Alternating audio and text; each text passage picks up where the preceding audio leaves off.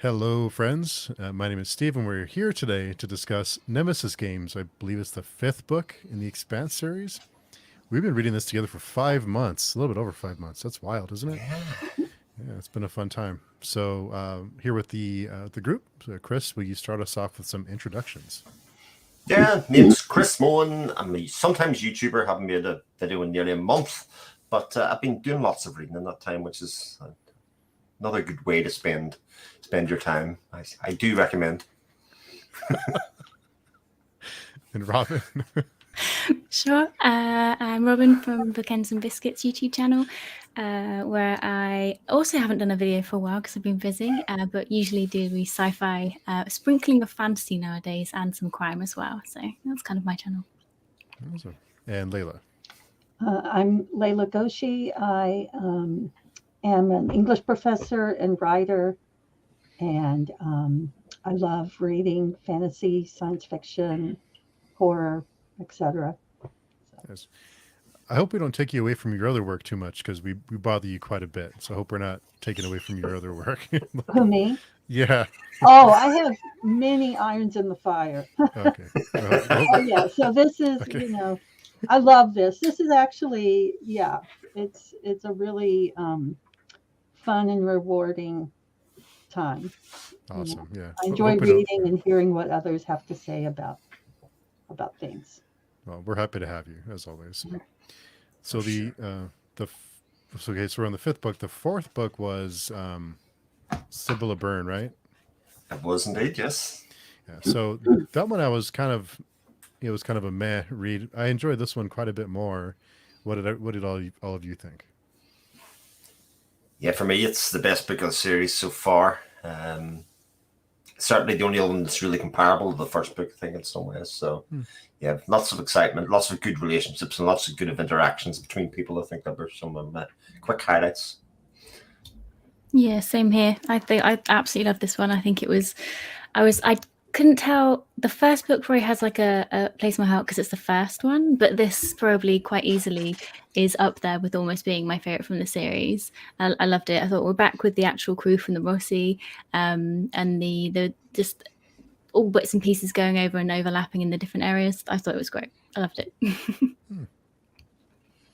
I enjoyed it too. I think the fact that we got a lot more backstory on all of the characters was helpful, and that made it really engaging for me. Mm-hmm.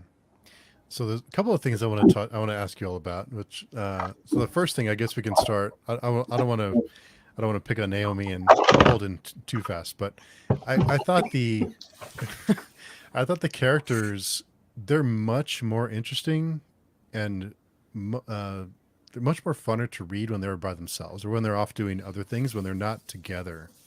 I enjoy the found family aspects and the whole camaraderie, but I think when they're doing their own thing and they're kind of off on their own quest or their own, have their own things going on, I think they're much more interesting that way.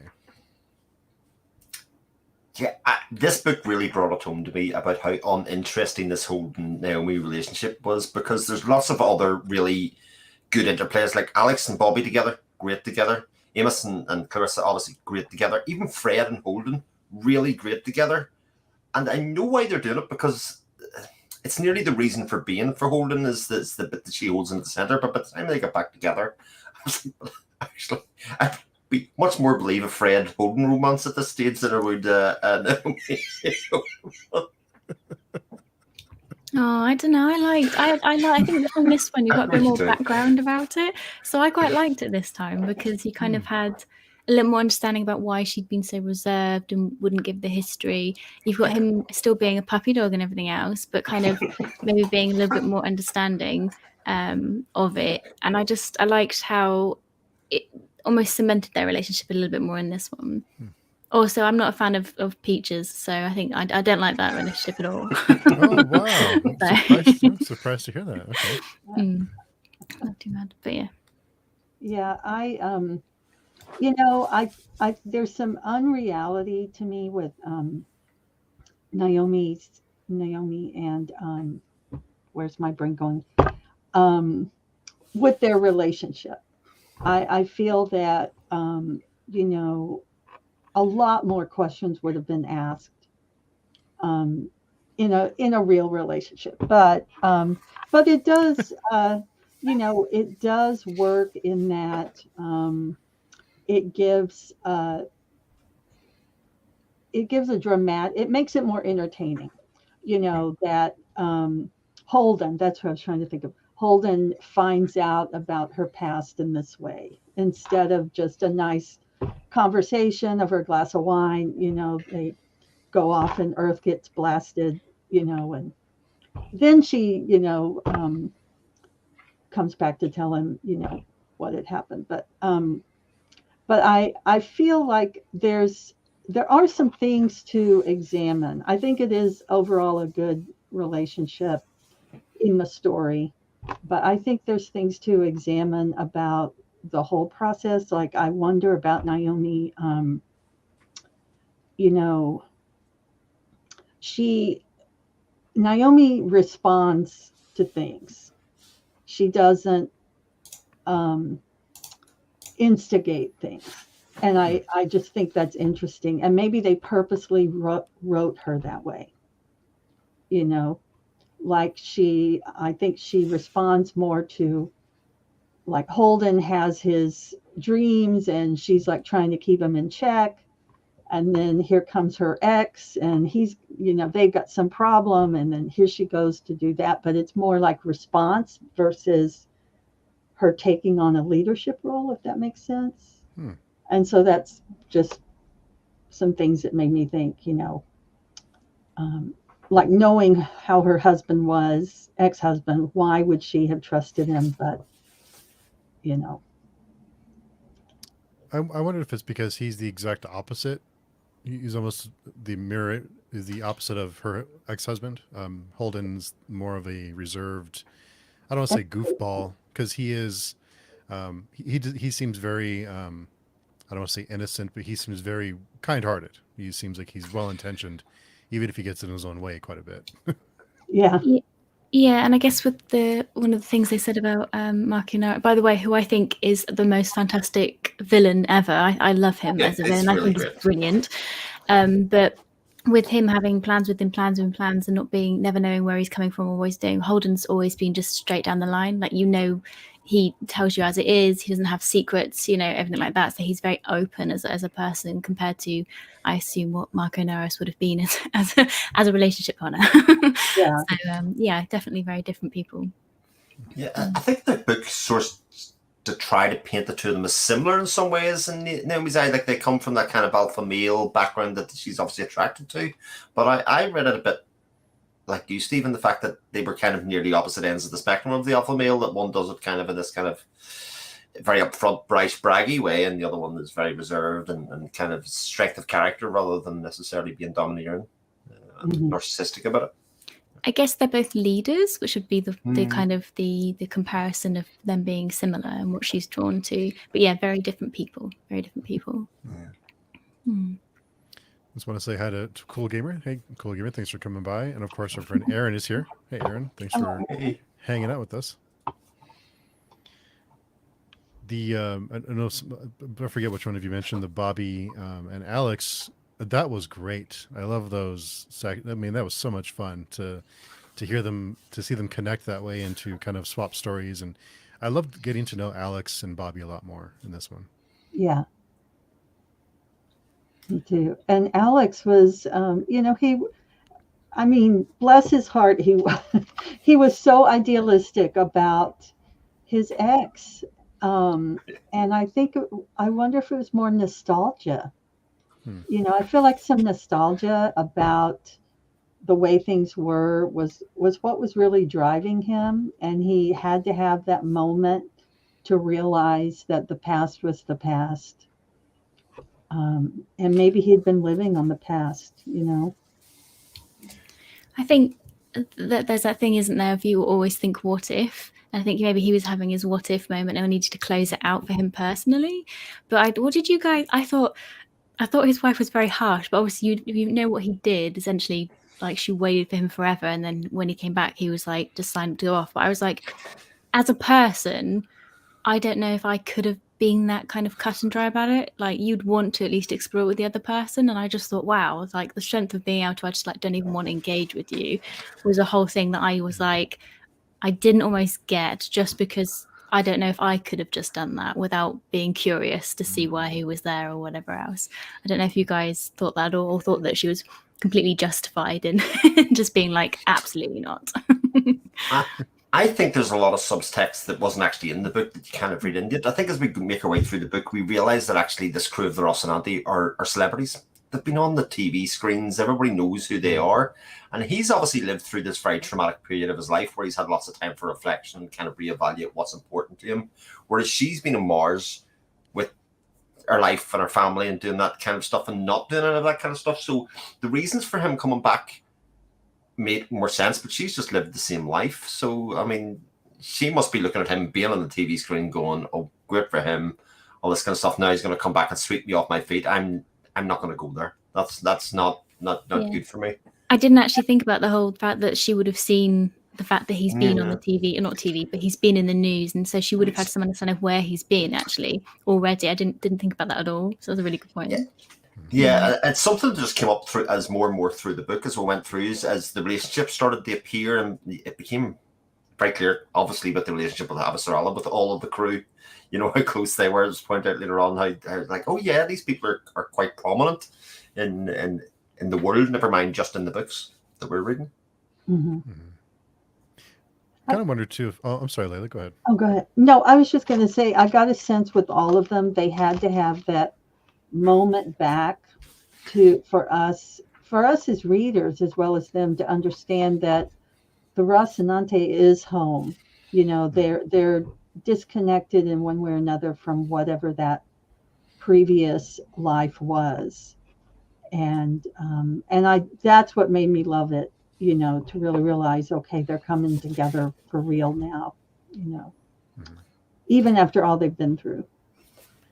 I did want to consider it too, like military families, how when someone leaves their spouse behind or their family behind and they go out and they're living this totally different life with this, you know, danger and adventure and violence and everything else, and they see all these terrible things and they experience all these terrible things, and then when they return home, they're different people, and everyone else is living the same life. Kind of everyone else goes on without you, and then when you go back, it's not the same anymore. It's never the same, which is kind of what military families is kind of what I got out of it too. Yeah, it's a great point. And also you've got to remember that Alex was going back just to end it better rather than salvage the relationship. I think, you know, it wasn't even like he was hoping to reignite something. It was very much to make himself feel better, and in that way I think she was kind of justified in her response, because like he was just going to dredge up old to make himself feel better rather than kind of do anything for her. Yeah, that's very true. It was completely about him. It was completely about him trying to like not feel so bad about what he'd done. So yeah, agreed. Good advice, Rico. Yeah, and I never got, you know, in regard to Amos's experience, I never got whether, I guess the woman he was looking for was like a surrogate mother to him, not his real mother. And I really liked knowing about that, and that he was trying to make something right for her, his surrogate mother's husband, you know, who had taken care of her. So I think that showed we'd already seen that side of Amos, I think, you know, more sympathetic side, but this brought it home to me. And I did find it poignant that just as he kind of had that closure, I guess, you know, Earth was destroyed, and it's like all of that suddenly passed away, not just his life, but you know, his history, but Earth's history as well. And you know, there's a lot to talk about with that, I think, in regard to the Earth situation. But he was like that one individual example of everyone else. You know.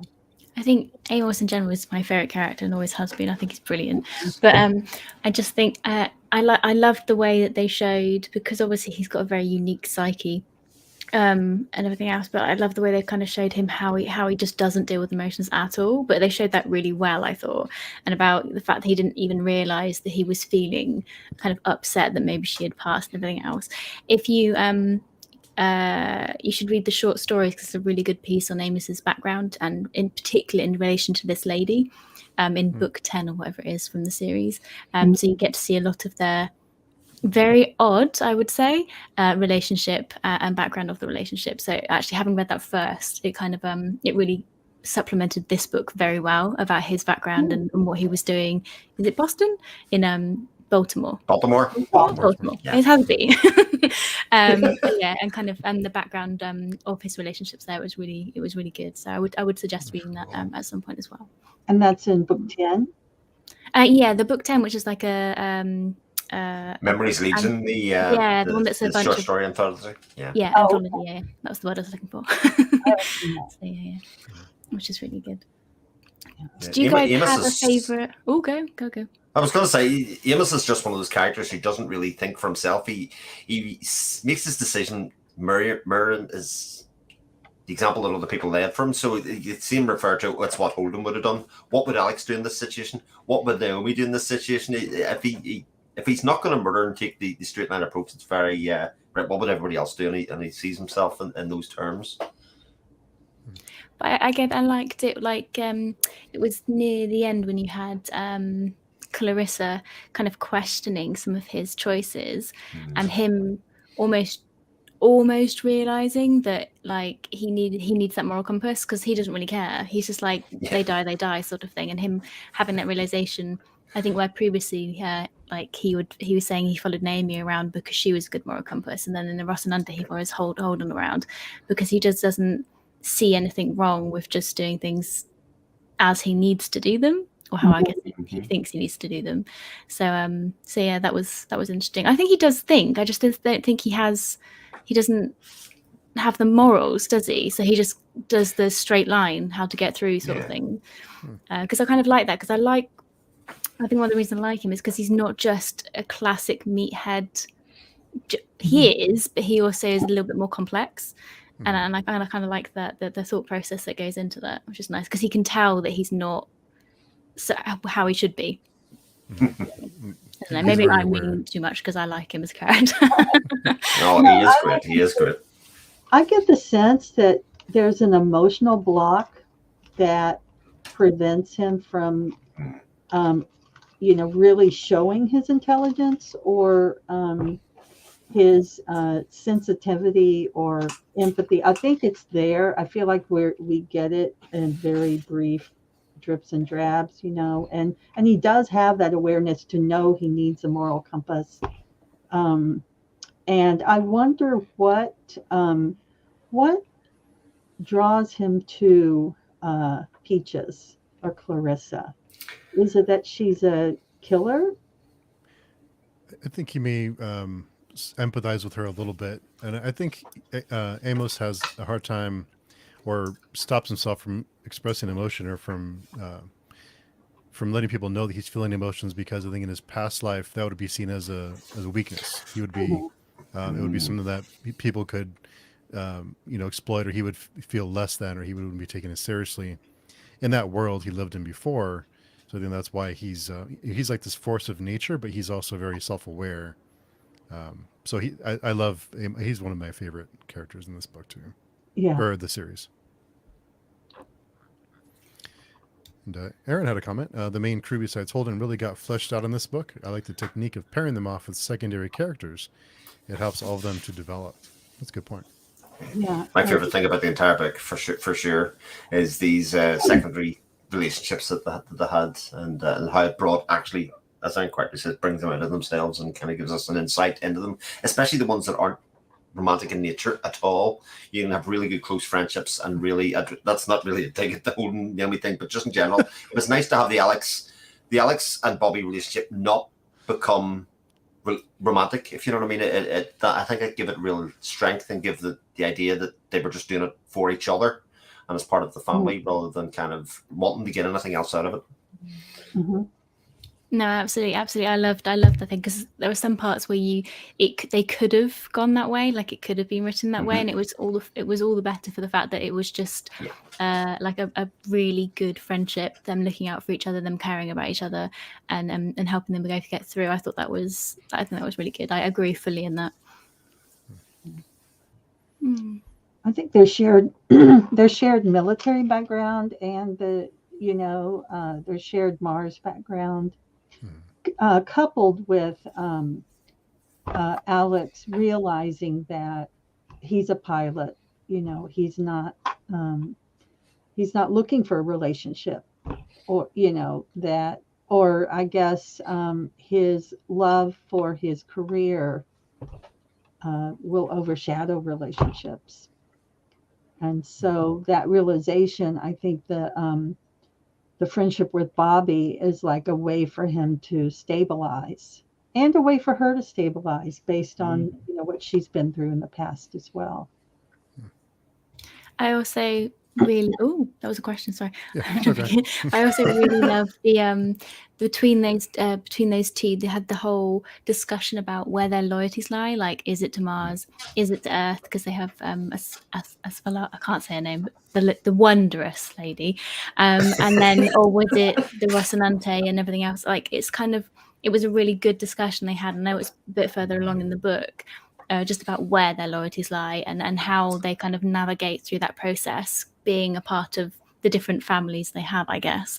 And it was nice to hear them discuss that and have the little back and forth, almost not argument, but debate about how they were going to manage different bits and pieces, and about whether they're going to go for Mars or they were going to support Earth or whatever else. So it was really lovely relationship. I love those philosophical debates when they come up in the book, like the ones where they do delve into, there's a reason you swear allegiance. It's for exactly situations like this, and the things you're facing. So fabulous. Yeah. Aaron had a question. Which characters did you enjoy more than you had before in this book? And I think I'm the exact opposite of Robin. I actually liked Peaches in this book. I actually started, and I felt like I know I shouldn't, but I don't know, something. I think that just that duo of her and Amos together, I really enjoyed that back and forth, that that interaction. So maybe it's Amos rubbed off on her a little bit, but I enjoyed that character a lot more now. I agree that their little like story arc together was nice. I enjoyed their kind of story thing. What I didn't like is, I think Leila, you said this previously about that she hasn't had a redemption arc. She's sat around in prison for a while, okay, but she's not developed, as far as I can tell, as a person. She's not really made any huge strides. Like the fact that at the end, spoiler, that she's loud back on the like Ross. I just don't think she's come far enough as a character. And also had the one absolute cringe part in the book that I just didn't get, which was the discussion when she was in the office with Amos's friend. Is it Eric? Eric, yeah. And then he just bursts into tears because she's like, I know how you feel. And it's like, really? That was the one bit of the book I didn't enjoy. And I was just like, I just don't. I think I liked her more when she was a bad guy, to be honest, because I could understand it. But I don't think she's redeemed herself enough. That bit was dreadful. It was absolutely woeful. I was like, what has just happened here?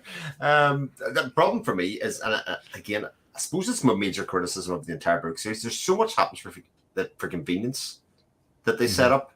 I don't really see why Amos would have visited Clarissa in prison to set off the whole chain of events that comes after it.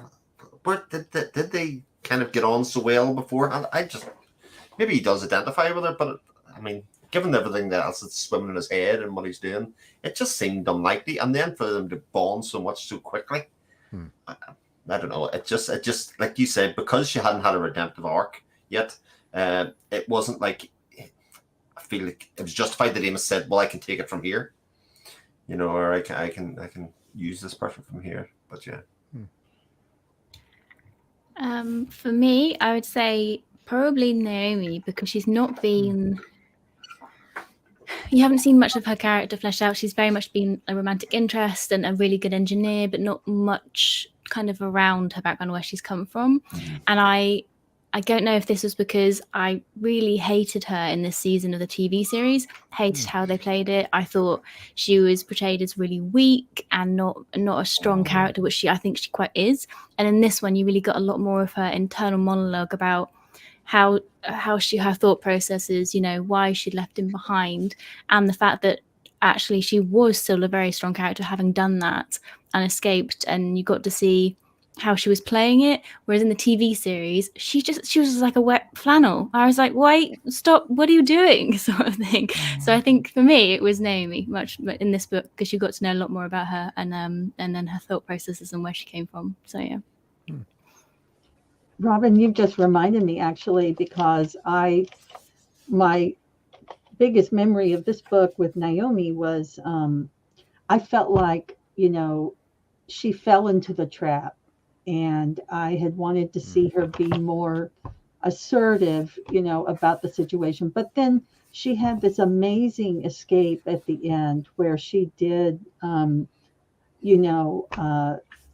take her life in her hands and put herself on the line for her friends, even toward the end. And so that kind of helps her recover from that. So that just reminded me. Thank you. But, in terms of characters, I enjoyed all of them more, but I did feel like I got a little more understanding of Fred Johnson, of all people. He's kind of like hanging back there for me as first I thought he was, he had essentially flipped, to be OPA.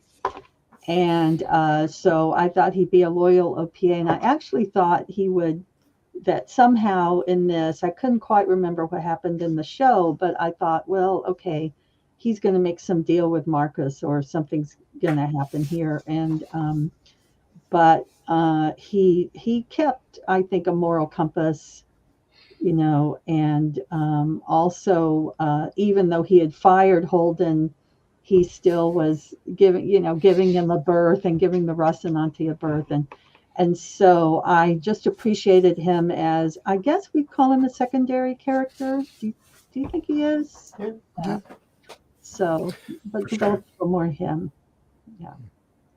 He's super interesting because he's another alpha male, but he's very much a product of his council. He's willing to have conversations about what he should do and why he should do it. Ultimately, he makes up his own mind, but people feed into him an awful lot, and he seems to kind of go with the group dynamic a lot in that sense. Yeah. Everybody grew in this, but if it was possible to love Christian Adversar a lot more beforehand, I roared laughing multiple times out loud in this book with her interactions with, especially Amos. The first interaction when he starts calling her Chrissy, I just thought was hilarious. And how well Every is she time. portrayed, right? I mean, she's portrayed perfectly in the series, I thought. I mean, just Yeah. That was such a good casting. Yeah. Such a good casting. Yeah. Yeah, she has some just excellent one-liners in the book, doesn't she? Just brilliant. It's really good.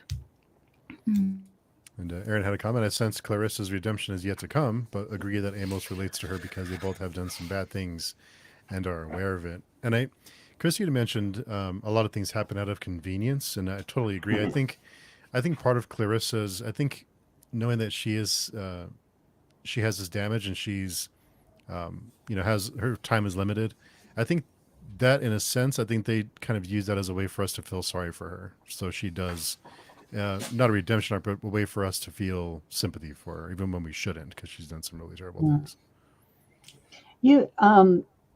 Steve, when you said that about we feel a certain way, even though we shouldn't, I'm really recognizing that is like a theme of this book, because I find myself feeling sorry for Philippe, even though he's just blasted Earth, 2 or 3 times, because he's under the spell of his father, and he really has no experience outside of just, a spaceship, basically, to really understand what is actually on Earth, or any planet, probably. So But when you said that, that made me think Philippe is another one that's going to need to have a redemption arc.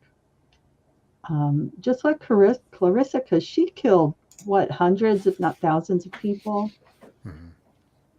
Yeah, I So, can't remember. She blew up the ship, didn't she? So I can't remember exactly. yeah. How they said it at the end, but I can't remember exactly how many. A lot.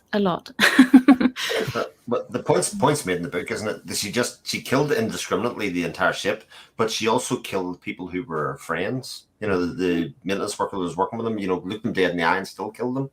And also Naomi, it's very clear, has done some horrendous stuff in her past as well. She's also a monster of another time, also probably because of Marcos, etc. But responsible for hundreds and hundreds and possibly thousands of deaths herself. So it is kind of dark in that way, except she's like the heroine of the story. It's really it's an interesting kind of way to play everybody and show everybody. Yeah, but I think how they played, with the Naomi thing, she was unaware Yes. that her program was going to be used in that way. Although how you would be unaware, I'm not sure. But yeah, whereas Clarissa did it, and she was very actively knew what she was doing. So I think they kind of that's the kind of slight difference between those two characters on that point. First degree murder, second degree murder, third degree murder. Exactly. Indeed. Yeah, exactly. Yeah, exactly. For sure. Yeah, so it really makes me wonder. I'm not wondering what they're getting at. I guess I'm interested, is a better word, in this underlying theme that I'm kind of taking that they're saying, are we all sinners in some way? You know, I don't consider myself that bad. I mean, but you know, it seems like everybody that we like is responsible for some horrendous situation, because Holden got people killed too with the, you know, with the war. So it's just a really fascinating part of this series to me. It's a really nasty world. There's no real innocent people that seem to be in any position of power or anywhere that haven't compromised themselves in some way or committed something in some way that they wish they could step back from. Mm-hmm. Very interesting. But I think, isn't that more realistic? Yeah. I guess, because there's very much, again, going back to the whole, Holden being a paladin sort of thing. I think there will be reasons that people were a bit meh about him is because of that aspect. So yeah, having a little bit more of a realistic, that everyone actually probably has made bad decisions down the line at somewhere, is a little bit. That's why everyone loves grey characters. So For sure. I kind of see this world as almost like the Wild West, where everyone has done something to survive, or out of necessity or survival, everyone's done something. So everyone has some kind of something on their hands because of the world that just, or the universe they live in, I guess, not the world, but yeah. But speaking of Holden, after being so eager to tell everyone everything, he does a great job at keeping the protomolecule a secret for so long, doesn't he? I mean, it's surprised with that one. Character growth? Yeah.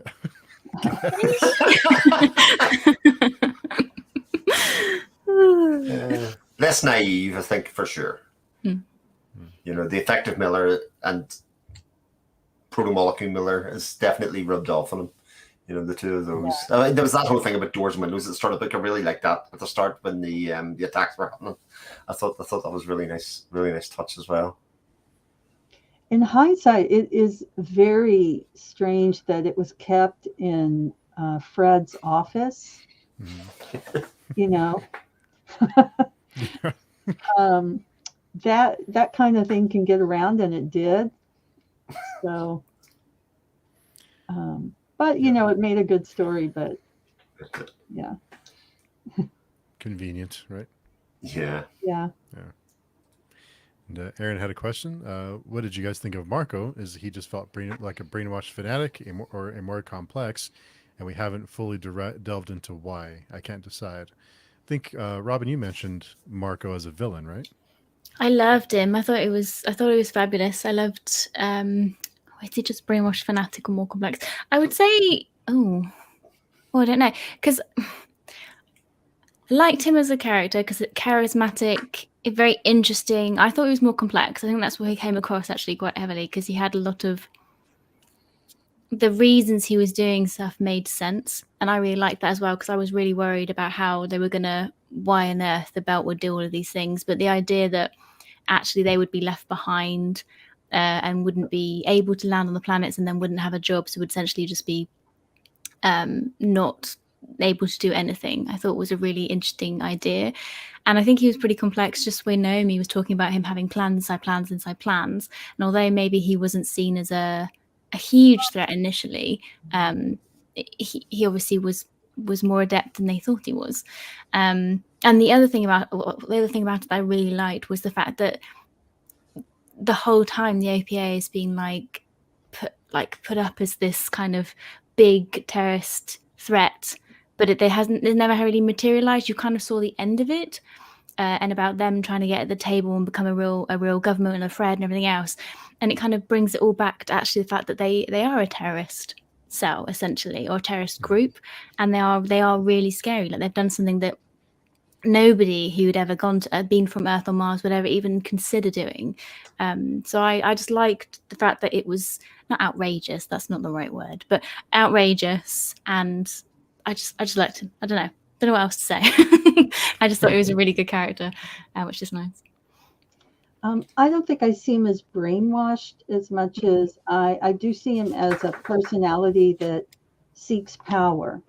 So, like, he, sought power over Naomi, and then when he lost Naomi, power over his son and his other followers. And so I think he just has that personality characteristic that wherever he would have been planted, he would have sought the power he could get.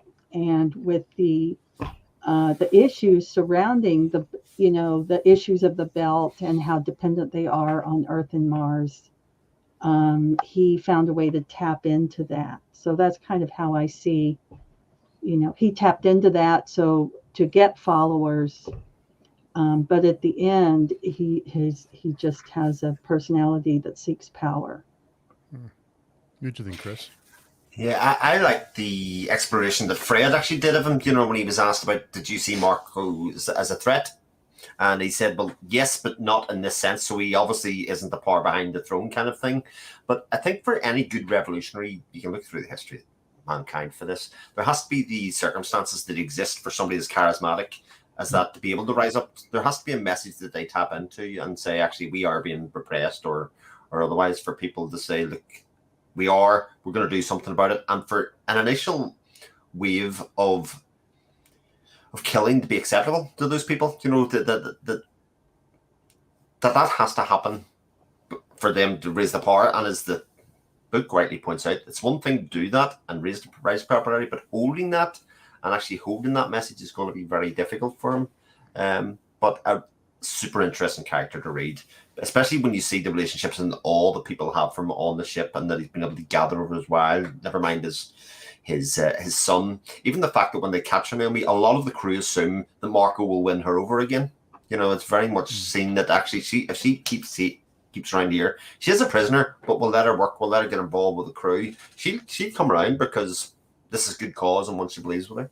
So hearing all of your thoughts, it made me wonder, kind of put it all together with, did he seek power? Did the right ingredients exist in him and in the situation for him to thrive? Because he probably didn't feel like he had power in the belt, and he became this angry person wanting to seek revenge because of, like we said, it's almost like the Wild West, and all these people who are suffering, and someone who grows up into that with this bitterness and anger and resentment, that the right ingredients were there for him to become this, whether he's brainwashed or more complex, just this villain, basically. Mm-hmm.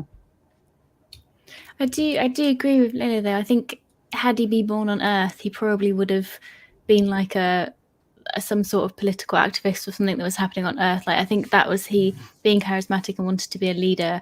I think he probably would have been that wherever he had been, or that's at least the impression I got very much. But no, I just think, yeah, again, the fact that there was this big thing in the belt, and there's already all these troubles and background thoughts about it, and bad conditions probably obviously were required to get to that point. And so they literally flat out what when the proto-molecule was revealed. Well, we never learned, but I guess that's the point. Indeed. I agree that it's a great parallel or frontier industrial experience. There is always a group left behind because of change. Mm-hmm.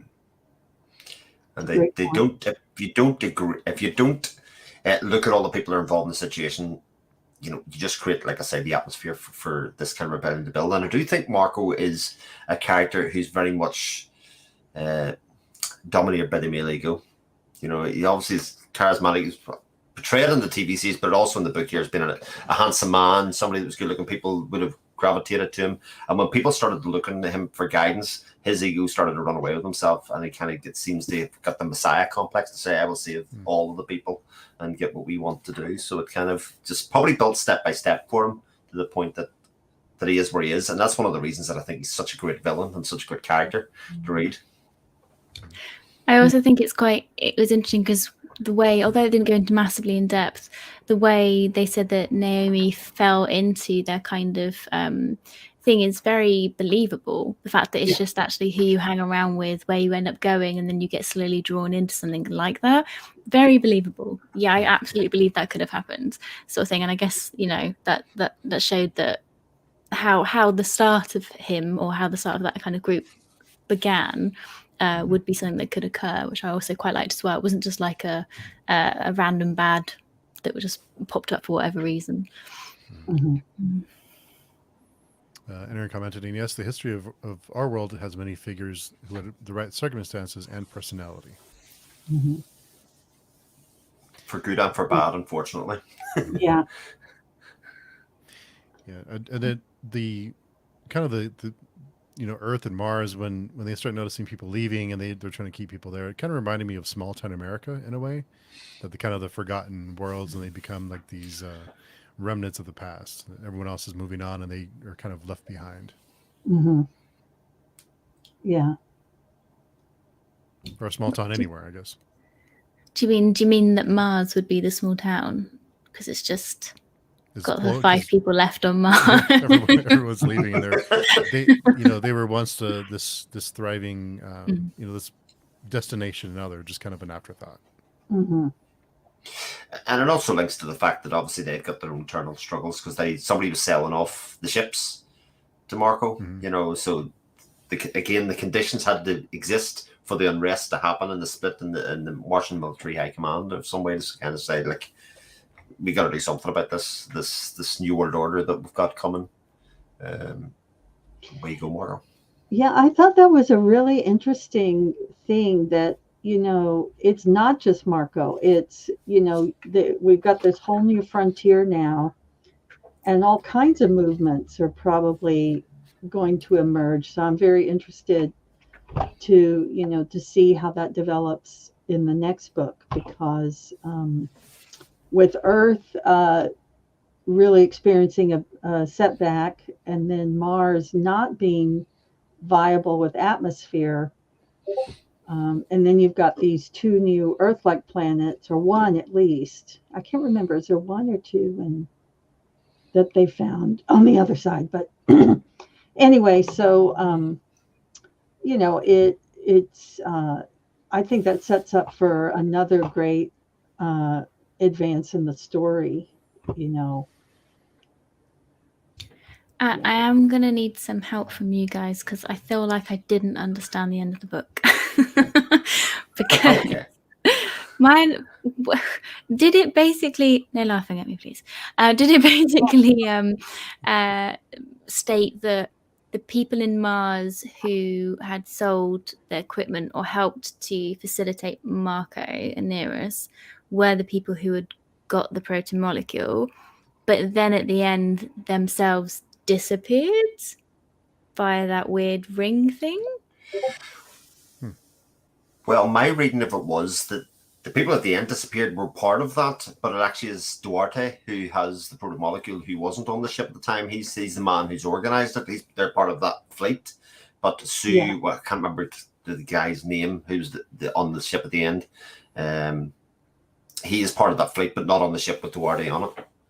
Oh, okay, so the proto was elsewhere, because I was like, well, that doesn't make any so. sense. Is that just now closed off? Okay. So okay, that makes more sense. Okay. Yeah.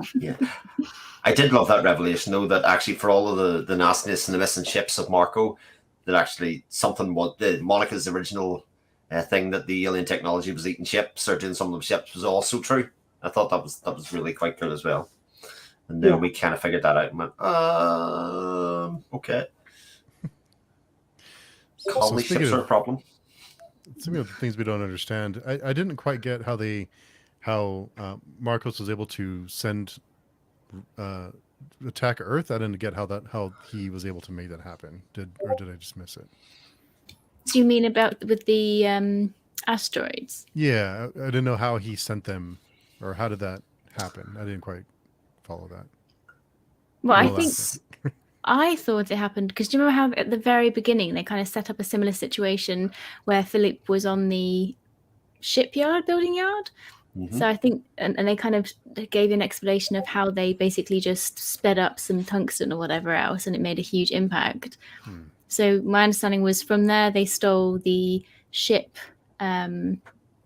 paint, for lack of a better word, from Mars. It has the like stealth paint that they use to kind of keep them under the radar, and then essentially they just took some rocks and then sped them up so that they couldn't see the vector they were on. So I think in the TV series, for example, they had engines on them. I don't know. They didn't really explain exactly how they did it in the book. But my understanding is they just put them on very fast on a straight vector to Earth, and then they couldn't sense them because of the stealth paint or technology, I suppose, is a better way of describing it. Yeah, and it was Philip or Philippe that actually was the one that pulled the trigger on the rocks. So I found that very, that was just so, that was so interesting because here you've got Marco. If anyone's brainwashed, it's Philip. And, essentially killing all these people and not even realizing what he's doing, I think. In the end, not really having a real grasp of what he's doing. And Marco put him in that position. No, I really agree with that, because he has no like concept of Earth apart from this like idea, essentially. So he doesn't see them as people. And the fact that there's millions of people who've just died, I don't think that would, from how it's written, it didn't seem that he would understand or grasp that concept. And like when Naomi was trying to explain it to him and like saying one day maybe you'll understand that, and then it'll be a really heavy burden to bear, because at the moment it's just he thinks he's done this wondrous thing for the belt without actually seeing the flip side of it, I guess, because he's never been to Earth or wherever else. Yeah. It's classic indoctrination. It's hard for me to read this and not look at the history of Northern Ireland, and that it's often, the bad events happen to the parents, and the parents indoctrinate the kids, and the kids do it for fighting for a cause that has never really affected them in any ways. They're the ones that incite the violence and do the violence, and feel like they've done right in pleasing their parents and the people in their area. It's happened quite a lot here and continues to happen here, and it's exactly the same thing happens in the book. I think it's one of the things that's so well, as much as I can complain sometimes about some of the character interactions, I think they create the right environment all the time to make this believable. All the politics of the world are consistent, they're right, they're so well fleshed out, and it means that when events happen, you kind of go, right, okay, yeah, I can see how this would have happened. Mm-hmm. Yeah, I agree. Yeah. What about the issue of motherhood? And do you think it was believable that Naomi left her son for so long without trying to get a hold of him somehow? What do you think? As a lady who has no children, yes, absolutely. I really believed it. I thought it was done very well. She had to cut off that part of her life to save herself. So although it was hard, even going back to check up on it, like once you make that step, it's a downward slope you'll just get sucked back into. So from my point of view, the fact that she was on the edge of suicide, so it literally was going to be, I cannot be here anymore. This is not something that I can handle, and I cannot get him out with me. But I think a personal decision of that depth could be made, in my viewpoint. But as I said, I have no kids, so someone else who has children might have a different viewpoint. Yeah, I think it depends. I mean, there's plenty of stories in the real world where parents leave their kids. I just wondered, they wrote it well enough where we don't see that as a flaw in Naomi, I think. Mm-hmm. Yeah. Yeah, I think it's a big difference between the TV series adaptation of this book and the writing of this book. I thought it was really weak in the TV series. It just made no sense in the TV series at all. And I think that's one of the reasons that Naomi's much more sympathetic in the book now, because we get an awful lot of her internal struggle.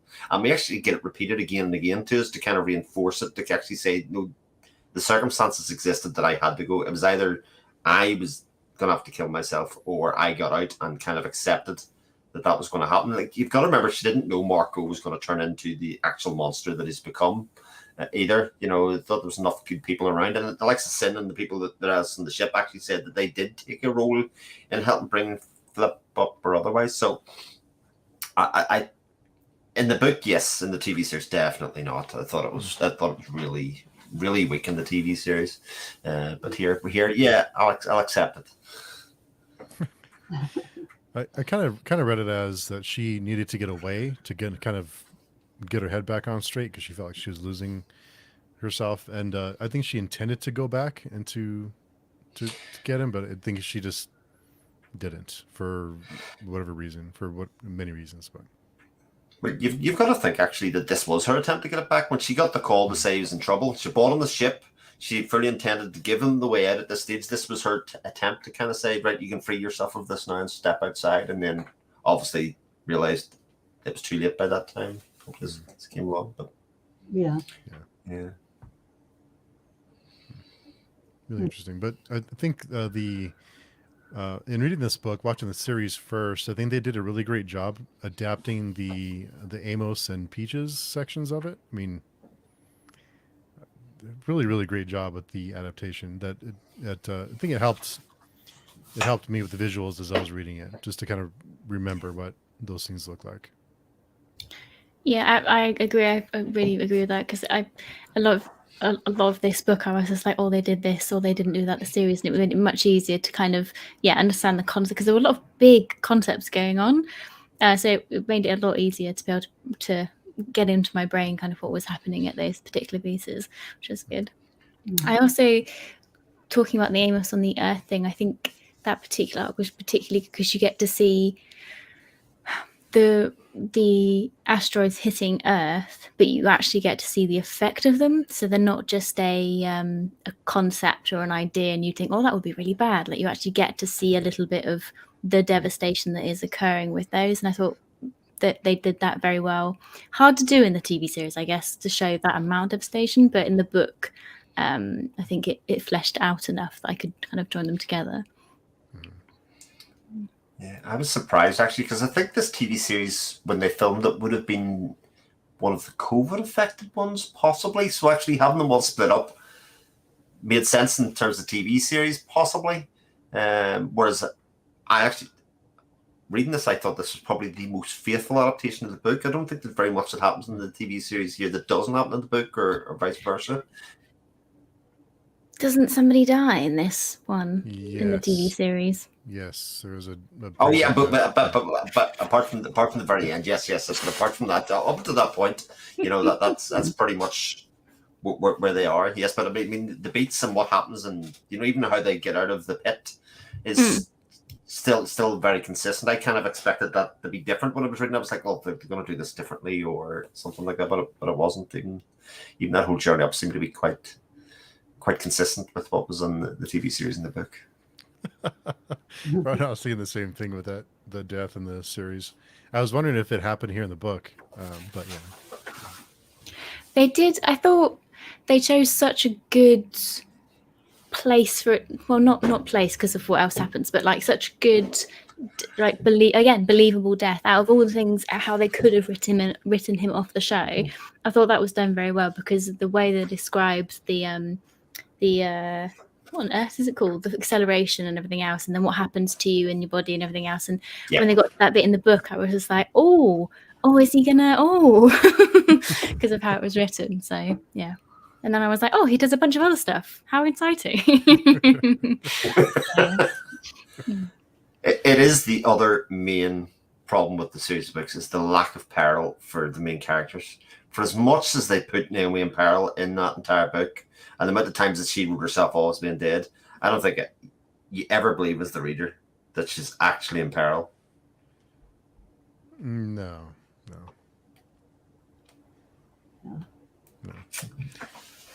Aaron commented, I haven't seen the series, but could visualize many scenes, especially Amos and Clarissa's prison break so clearly. The series is great for that. Mm-hmm.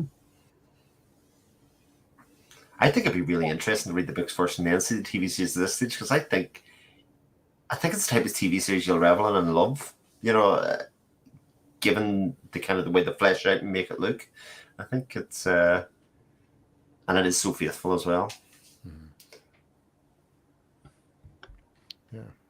Yeah. I watched it first. Oh, go ahead. No, go ahead. No, I watched it first and loved every minute of it, although I don't remember details now. And I do think it really adapts a book in a very good way overall in the end. So anything else you guys can think of? I'm just trying to look over my notes here. But... So we met Drummer for the first time. Oh yeah. Maybe we did. Yeah, that's very much different. Yeah, very much stripped back version of Drummer than the one we know. In fact, the big scene at the end of this in the TV series, which is probably the highlight of the entire TV series, obviously is not going to happen. I do like the fact that I do like the fact that they liked her so much. They were just like, we'll just give her a bunch of stuff to do. It's great because she's a fabulous character in the series. So it is again. I think it's quite fun seeing those nuances and differences and thinking like, oh, that's pulled from here and that's pulled from there. Oh, I had a question actually. Sorry, not to bring it back. What happened to Medina Station? I didn't get that either. It was like it went dark and we haven't heard from it, and then I don't think that was, unless I missed it, it explained. It comes back at the end or something, because they were at Medina Station at the very end, or were they not? Or they were communicating with Medina Station at least. Yeah. But then why had it gone dark the whole time in the book? That was something I got wrong. Didn't Marco have it in the end? So I don't know if that was strategic or, I don't know. Great point.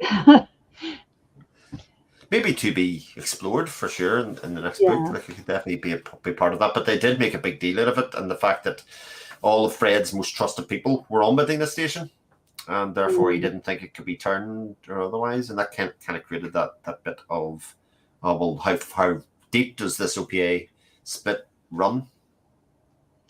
Interesting, because like we were saying earlier, I forget who said it, but Fred has been paranoid. I mean, the only person he trusts really is Holden, as was said earlier, and in a way, it might come true that he couldn't trust anyone in his circle. So his instincts were right. Yeah, definitely. I think they did play that very well actually, with the whole who has been infiltrated and everything else, and it wasn't very clear about who was on what side. So they wrote that very, very well. And about that he had his like was like almost spy speak with each of his like generals that he put in to try and so if one of them was compromised, it wouldn't compromise the rest of them as well. So that Very, very paranoid. That must be a lot of like brain energy to keep on top of that the whole time. You know, though, he kind of put himself in that position just by the fact of who he is, because in a sense, I think Belters would always have that little grain of mistrust, you know, because of who he is and what he had done before. So it's interesting that the paranoia was running both ways. I mean, he had that paranoia too, even though I guess, his morals or his life perspective was really with the Belter. So that's a really complex situation. Yeah, because he's not one of them. Right. I think. So yeah, always will be that kind of like, why is he the leader, I guess. Yeah. Well, that was referred to in the thing, is that even though everything he's done and sacrificed for the OPA, they still did look at him, refer to him as being just a hard killer, nearly more than anything else. Mm-hmm. I did find, just circling back a little bit to Medina Station, I did find this recap. Later, the Free Navy is confirmed to have control of Medina Station and affiliates and commandeering civilian ships. Mm. There you go. I think maybe I read the ending too quickly. Just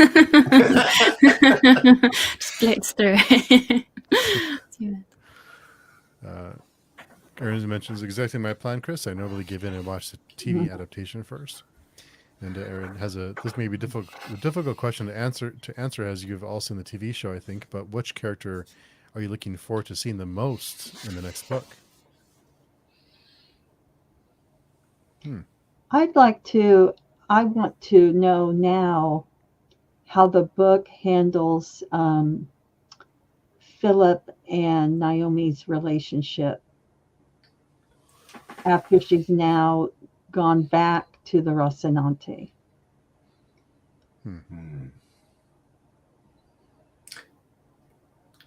This is sort of where our relationship with the TV series is coming to an end.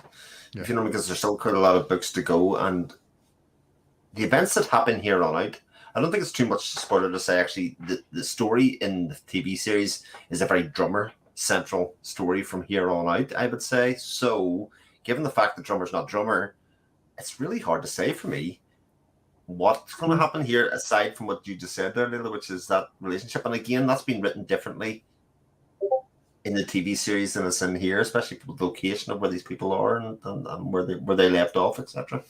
Yeah. Fascinating.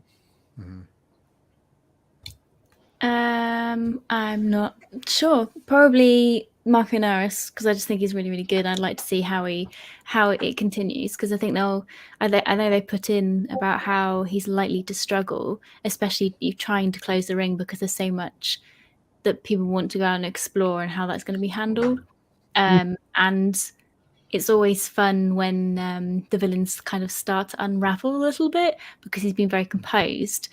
And under pressure, it'd be nice to see in the next book kind of maybe what, if he does unravel, kind of how that occurs. I thought that would be really interesting. So yeah, more Marco Naris for me would be great. You make a great point, Chris, that I think the series and the books, I'm sure some of it will start to deviate, because there's some characters are dead or don't exist in the books. But there is a certain, without giving away too much, I am curious to see in the next book what Alex is up to. Yeah, for sure. Absolutely. That would be very interesting. Very interesting. Great point. And I think, we're on book 5. I think the TV series only went up to 6. Is that correct? It is. And they only did 6 episodes of 6 as well. So I imagine that it was a very condensed version of the book. So I'm just most excited just to kind of see what they decided to cut out, or otherwise, everything's been sort of faithful. And actually, the answer to this question is always Christian Avasarala. I'm most looking forward to seeing in the next book is always Christian Avasarala. Yeah, for sure. I think they did go 7 seasons. Let me see. Let me double check though.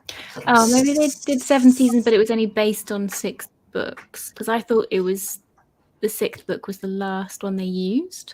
I don't know though. I could be making that up. Could well be because the first book, Leviathan Weeks, definitely went into season 2. It was about halfway through season 2 is when that book wrapped up. Because I remember when I was kind of reading it and kind of watching it all at the same time. I went, "Oh, this doesn't end where I thought it was going to end," or it kept on going. That could be right. Yeah. It's always weird. It's hard, because they may not always line up with the books each season. So yeah. It is going to be weird when we get to maybe, I guess if we're going to continue, I'm going to continue. But if we get to like book, because there's 9, isn't there? So I think books 7, 8, and 9 are going to be particularly interesting, just because I haven't read them previously, and B, the series finished, so it will be completely new information. So that's going to be very exciting, I think, actually, to see where it goes. Definitely, yeah. And but I'm continuing. I own all the books, so I'm continuing. But on your first read, Robin, did you read up to book 5 or 6 on your first time? I thought I'd read up to book 5, but I don't think I did. I think maybe I was going to read 5. I think I definitely read up book 4, and I think maybe I was waiting for book 5, and then it didn't come out for a while, so I stopped reading them. So this was new, but because I'd watched the series, I had an understanding of what had occurred. So yeah. Cool. Anything else you all want to mention? Mainly just that we kind of got what we asked for in this book, which is actually the 4 perspectives were the 4 main crew members. I think when I started the book and I realized that's the 4 perspectives we got, I was like, yes, finally, this is kind of what we wanted, which is more about each of these characters and individual rights, more about who they were, and actually the book totally gave us that. And I think for that reason is one of the reasons that's the most successful. Plus, throw in a pretty spectacular baddie and a pretty good set of political circumstances, and you've got a interesting world. Yeah. Mm-hmm. I fully agree. Last book, we all said that, didn't we? We were like, it'd be nice just to get back to the crew and the Rocinante. It's got so far away from that. So yeah, very, very superbly pleased that we've had some more, and they filled out the characters so much as well. So you've got a lot more of an understanding of them. It will be interesting, I think, where you said, Steve, that you quite like the characters when they weren't together. So are you a little bit worried maybe next book you're not going to enjoy it as much if it goes back to them being on the ship?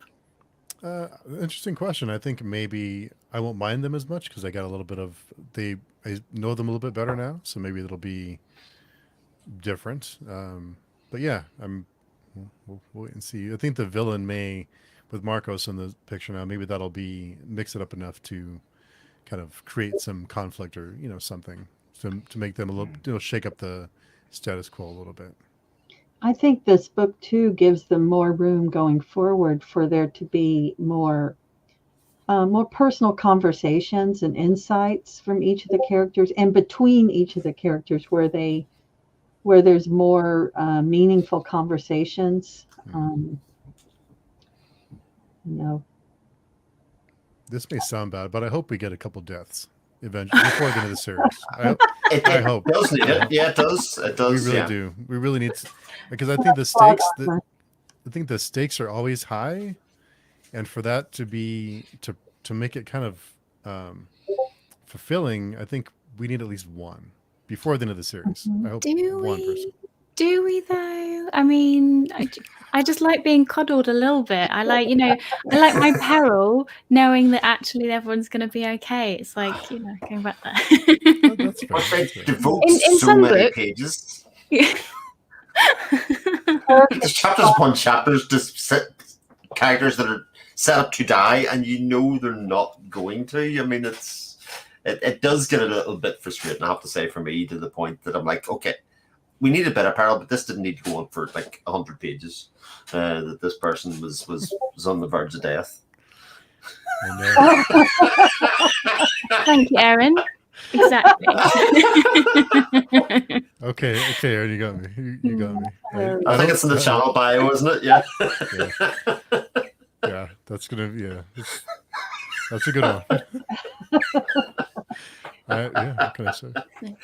I guess the next question related to that would be not to the deaths, but related to the people being on the ship as well. Is that this book they very much set up that they're like, should we get new people? Should we introduce new crew members? So do you think next book will get new crew members, or do you think it's a bit too late to be adding in randoms at this point? Well, we've had one added. Well, I know you're trying to block it out, but it didn't happen. Wasn't confirmed. Suddenly, Robin is pro crew death again. So. Good point. Very good point. Well, I read that as being very much that they did think they needed extra people, but actually absence made the heart grow fonder, and they realized that they just needed to be back together, just the four of them. I love that conversation between Alex and Holden at the end, where he said, no more short leave then, or no more respite. You know, he says, definitely not, never again. You know. I think we'll have we'll have Peaches, and then we'll have Bobby. Will we have Bobby? And we might get Philip. Not sure. Not sure where the book is going. And that's just what the book needs. Huh? That's just what the book needs. A teenager on board, a family with a teenager or something on board. Turn it to a sitcom. Yeah.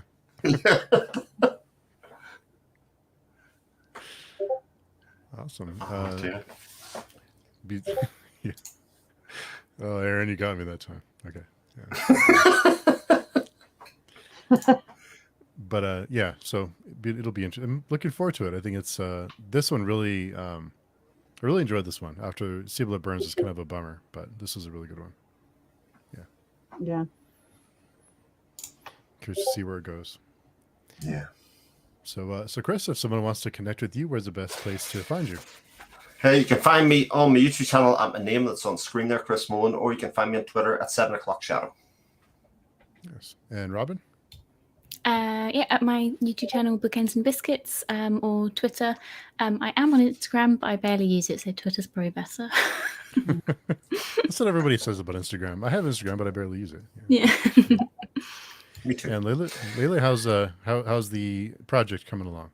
It's coming along. I probably will have my YouTube account set up this week, so I'll have that, coming up. Nice. And getting the website ready, and just just waiting on a couple of things. So, Awesome. but until then, find me on Twitter at Elgoshi on Twitter. Awesome. Cool. Thank you all so much. This has been such a fun ride with all of you. I'm so glad we're able to make it work, and we're all over the world, so it's great to, it's not always easy, but really, really grateful for all of you. So it's been a really, really fun time. So thanks to all of you in the comments. Aaron, thanks for keeping me in check. And thanks to all of you for interacting. Yeah, it always adds to the experience. So thanks a lot, and hope everyone has a great day. And we'll see you next month sometime. We'll keep everyone updated. Take care. Bye-bye.